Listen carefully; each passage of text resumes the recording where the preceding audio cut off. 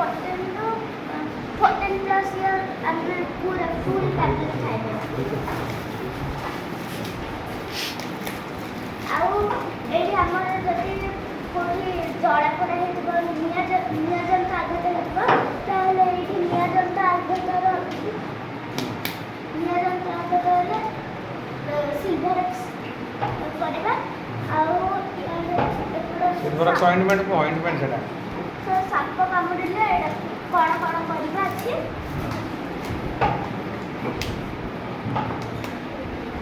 ଆଉ ଏଇଠି କହିଲେ ଆମେ ସାପ କାମୁଡ଼ିଲେ ଆମେ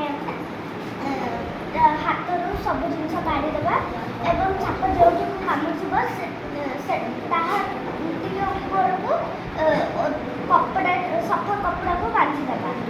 ତାପରେ ଯଦି ହାତକୁ କାମୁଡ଼ିଥିବ ଛାତିକୁ ଓଲଟାଇ କରି ରଖିବା ଏବଂ ଗୋଡ଼କୁ କାମୁଡ଼ିଥିଲେ ଗୋଡ଼କୁ ସିଧା ରଖିବା। ଧର ମୋତେ ସାପ କାମୁଡ଼ିଲା ତମେ କ'ଣ କରିବ? ସାପ ଯଦି ଗୋଡ଼ରେ କାମୁଡ଼ିଥିବ ଗୋଡ଼କୁ ସିଧା କରି ରଖିବା ଆଉ ଯଦି ହାତ